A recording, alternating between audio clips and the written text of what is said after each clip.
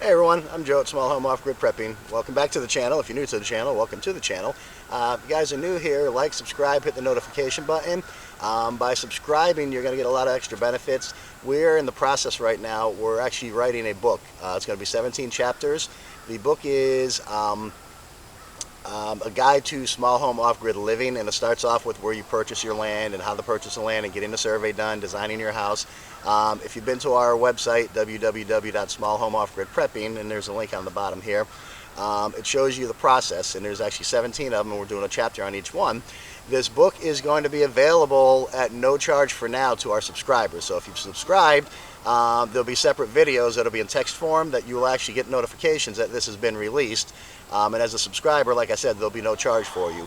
Eventually the book will go for sale once all 17 chapters are completed, but as of now, like I said, it will be at no charge for subscribers. So go ahead and subscribe, hit the notification button, and then, like I said, you'll know as these come out, and we're going to most likely be doing one later on today.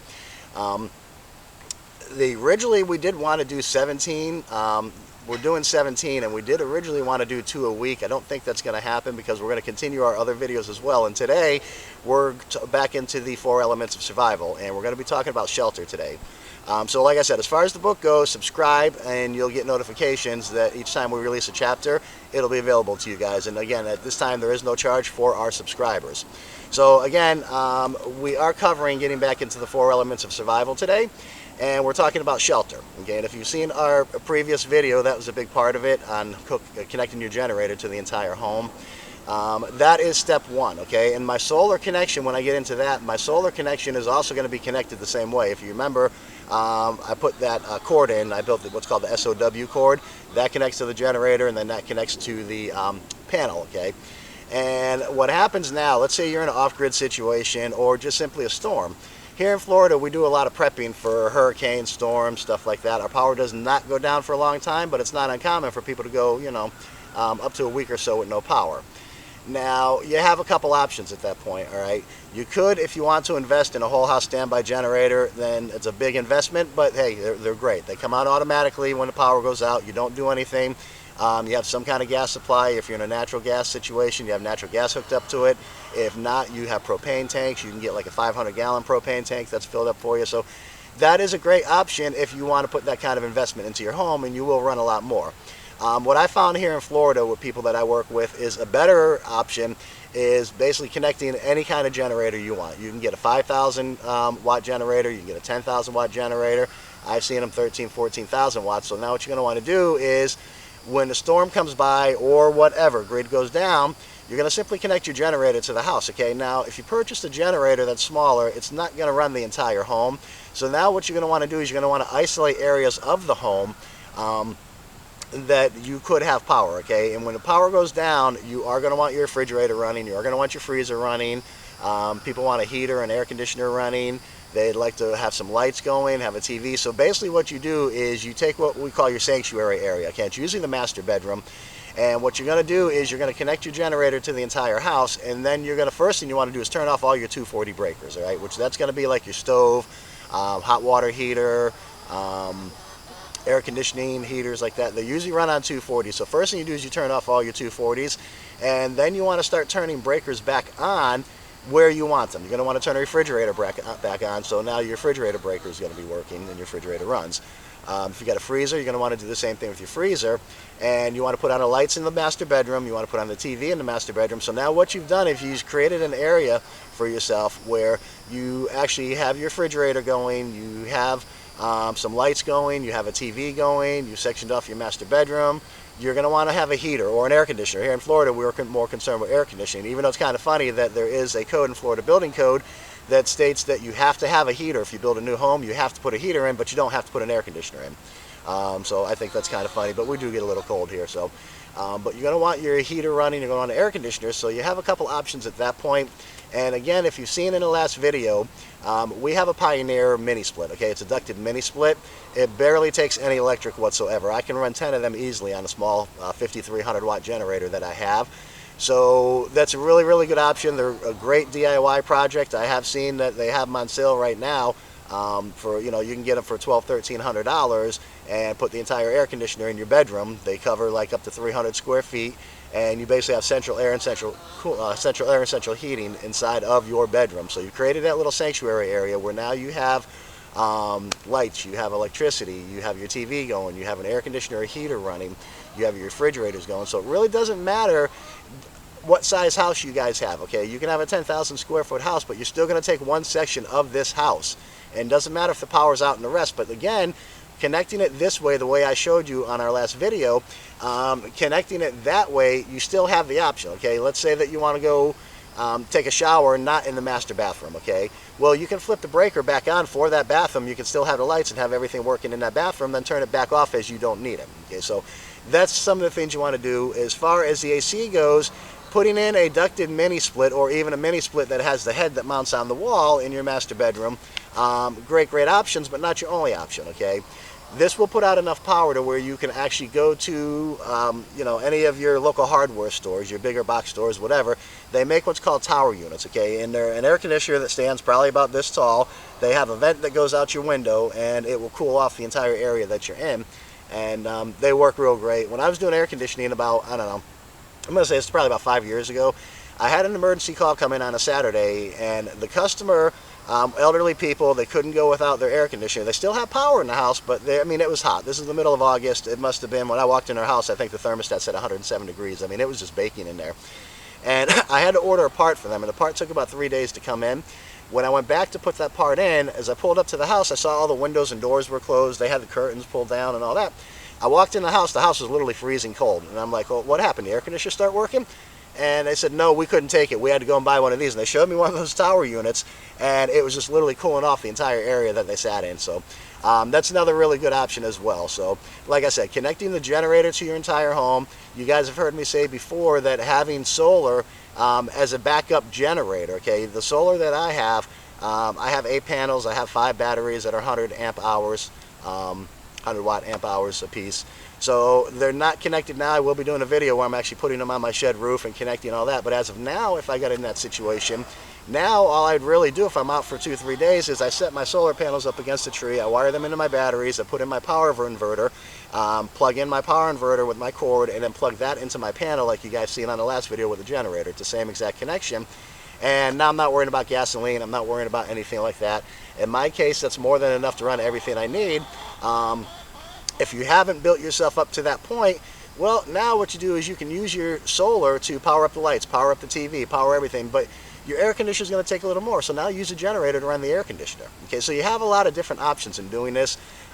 Shelter is one of the most important things when it comes to the 4 elements of survival. Obviously, you need water. You know, you need food, you need all that. But shelter is extremely important for a lot of reasons. One being, if you're in an off-grid situation, it's going to give you the security that you need. Okay, and that's one of the most important things. Whether you're in Florida or not, if you ever pay attention, when a hurricane comes through, power goes down, grid goes down, one of the first things you start seeing on the news is all the looters that are coming out. People are coming out, they're breaking into people's houses, they're stealing things. So having that security being in your home, that is going to be one of your most important things whatsoever. You're behind your locked doors. You've heard me talking security about security cameras, motion detectors. By having this setup, you can also power up your security cameras. You can see what's going on around your house. You are going to want to watch out, because in a situation like this, if you're the only one that has power, if your lights are on at night and your security cameras at night have their red lights glowing because they have night vision, you can see them on mine at night when I walk around here. The cameras, it looks like the Terminator eyes, you know, on Terminator. They actually glow red, okay, and that's the night vision that you can see. So by having this kind of setup, you could basically power your security cameras, power up your master bedroom. I would actually suggest as well, which I've done in my house, I don't use it most of the time unless I go away, I put it on a switch, but I also put cameras in your house. If you're behind your bedroom door and somebody's broken into your house in the middle of the night, instead of going out and seeing what's going on in your living room, you heard a noise, just click on that camera and you can see if somebody's out there or not. So these are just a few things, like I said, that are pretty important when it comes to shelter. So again, your air conditioner, you have a couple different options. In our case, I've always liked to see the mini splits, putting in a ducted mini split. They have a cartridge one where it just goes up in the ceiling as well, and you don't have to put ducts in. They have a head that will mount on the wall. There's a lot of different options. And again, if you go to my website at www.smallhomeoffgridprepping.com, you can see we do have a tab there for mini splits, air conditioning, and stuff like that. And you can see what are all your different options for that as well. So again, when it comes to shelter, connecting a smaller generator to your home and isolating what you want to do, isolating a refrigerator, isolating a freezer, isolating a master bedroom with a TV on for news. If you have a digital antenna, you can plug in your digital antenna so you're still getting airwaves. If you have cable, you can plug in your cable box. So you basically have all the necessities that you need. You also, if you wanted to, you can turn on, like years and years and years ago, we had this happen. We were about a week and a half without power after a big storm. At the time, I had my RV generator, which was a 6.5 kW own-end generator is what it was. And all we did was we connected it to the whole house. Now, we had a well at the time, which I do have one now, and we had a bigger hot water heater, okay, which took a lot more than what the one I have now takes. But basically what we would do is we would pump up the well to where the pressure was where it's supposed to be, which is about 70 pounds, so everything is full of water, the pipes are full of water. I would turn off the well pump. Then I would turn on the hot water heater, because that's all that this really could run. It could run a light, a TV, and the hot water heater. As I turned on the hot water heater, I could see the lights dim. Okay, so I knew the elements kicked in, and after about 45 minutes, all of a sudden the lights would come back up again. Well, I knew the hot water kicked off. So at that point, we'd go turn off the hot water heater.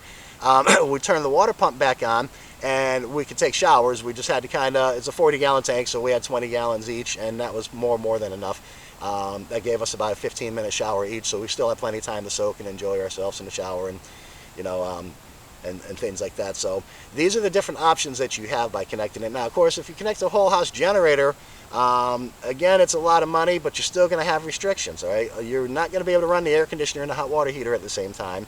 So that's why those big generators are great if you can't drag out. Sometimes people just have a hard time rolling out a regular generator, plugging it into the house and stuff like that. So they are dependent on putting in a whole house generator like that.